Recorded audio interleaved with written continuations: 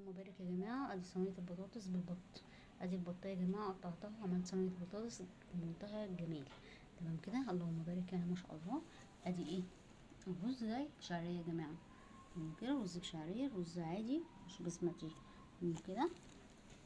ادي ايه البطاطس يا جماعة بالبتاع، هتسويها من فوق الاول لان البطاطس دي هتاخد سوا، وبعد كده تدخليها فرن وشواية. تمام كده، عشان ايه؟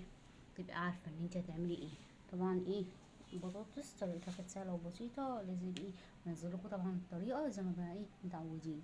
تمام كده، هتحطيها من فوق الاول بس هتزودي المية طبعا لان هي تاخد معاكي سوا، وبعد كده تدخليها فرن وشواية. تاخد برضك معاكي شوية قبل ما ايه تعمل 10 دقايق كده ولا حاجة، او ربع ساعة على حسب الفرن عندك.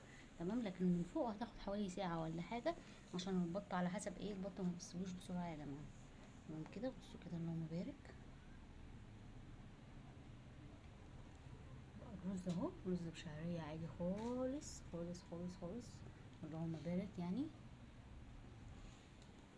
طبعا بنزل لكم كل طريقه انا بعملها، كل حاجه انا بنزلها لكم عشان تعرفوا ايه الطريقه اللي انا بعمل بيها. طبعا طريقتي بالبط ده انا اول مره اعملها، عملتها لكم بقى بالفراخ كتير فبتبقى حلوه جدا، فقلنا بقى نجربها النهارده بالايه، صينيه بطاطس بالبط، فهنشوف برضه طعمها ايه والدنيا ايه. بس هي جميله جميله جميله يا جماعه، حتى شكلها باين عليها يعني.